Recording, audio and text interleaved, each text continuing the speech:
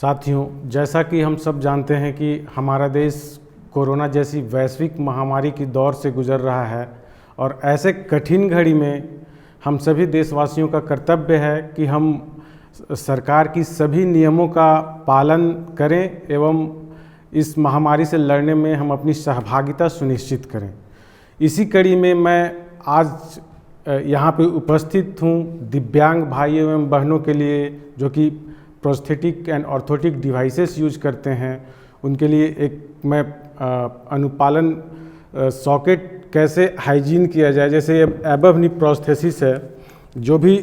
User जो भी दिव्यांगजन प्रोस्थेसिस या ऑर्थोसिस यूज कर रहे हैं वो अपने सॉकेट का हाइजीन कैसे मेंटेन रखें ताकि उनको आगे चलकर किसी भी परिस्थिति किसी भी समस्या का सामना न करना पड़े। जैसा कि हम सब जानते हैं कि दैनिक दिनचर्या में हमारे शरीर से पसीना निकलता है जो कि बहुत तरह का बैक्टीरियल और फंगल इन्फेक्शन को जन्म देता है। तो चूँकि हमारा जो एम्पुटेड पार्ट है, जो हमारा स्टंप है, वो इस सॉकेट के अंदर होता है, तो उसमें इस तरह की समस्या उत्पन्न होने की स्थिति और भी बढ़ जाती है। तो ऐसे समय में हम अपने घर पे रह करके लॉकडाउन की स्थिति में जब हम कहीं बाहर नहीं जा सकते हैं या जाने की मनाही है, तो उस स्थिति में हम अपने घर पे रहकर जो भी प्रोस्थेसिस, ऑर्थोसिस या असिस्टिव डिवाइसेस यूज कर रहे हैं उसको कैसे क्लीन किया जाए और कैसे अपने स्टंप को मेंटेन किया जाए,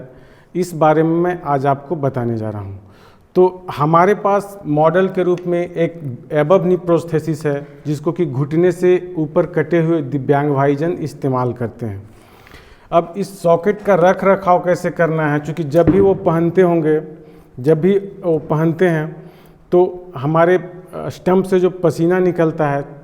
वो पसीना सॉकेट के अंदर जा कर के उसमें एक्यूमुलेट हो जाता है, जिससे कि गंदगी बैठ जाती है और वहाँ पे फंगल और बैक्टीरियल इन्फेक्शन की संभावना बढ़ जाती है, जो कि बाद में इरिटेशन भी स्टंप में पैदा करता है और किसी तरह के फोड़े फुंसी होने की संभावना को बढ़ाता है। तो अभी मैं आपको ये बताने जा रहा हूँ कि कैसे इस सॉकेट को हाइजीन या उसको स्वस्थ रखा जाए ताकि आपको दिनचर्या प्रभावित ना हो।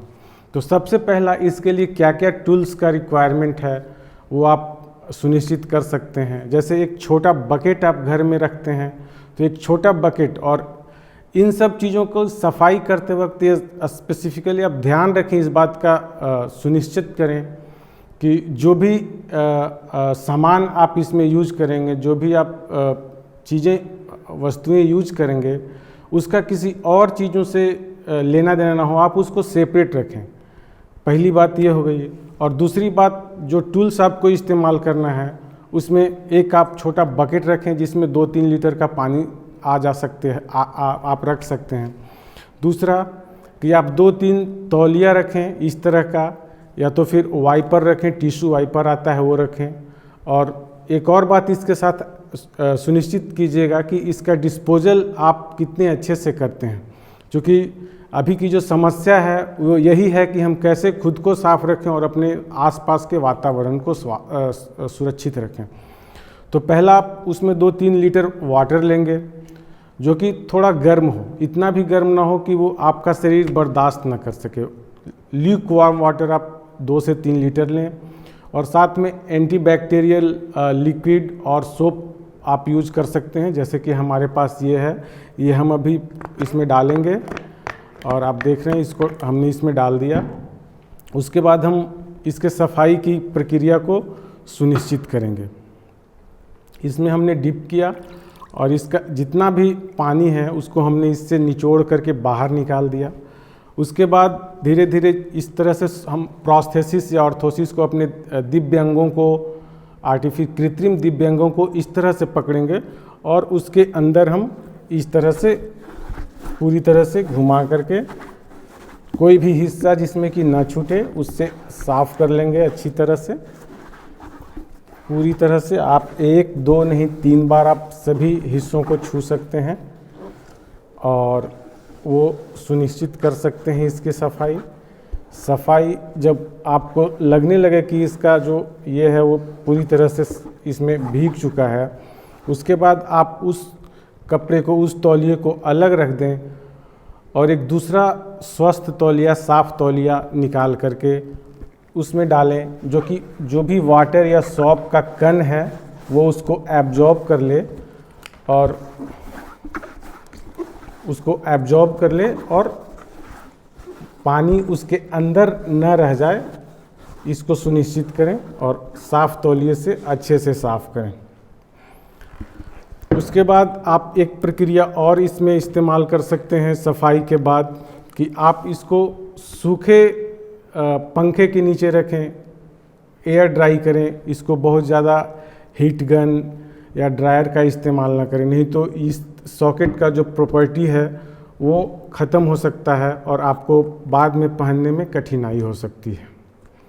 दूसरी चीज़ ये है कि जब आप सॉकेट का क्लीनिंग कर चुके हैं, इसकी सफाई कर चुके हैं, तो प्रोस्थेसिस के अन्य हिस्सों पे भी आपको ध्यान देना होगा। जैसे कि ये सस्पेंशन सिस्टम है जो कि प्रोस्थेसिस को आपके अंगों में बनाए रखता है। इस सस्पेंशन सिस्टम में आप देख रहे हैं कि इसमें इलास्टिक का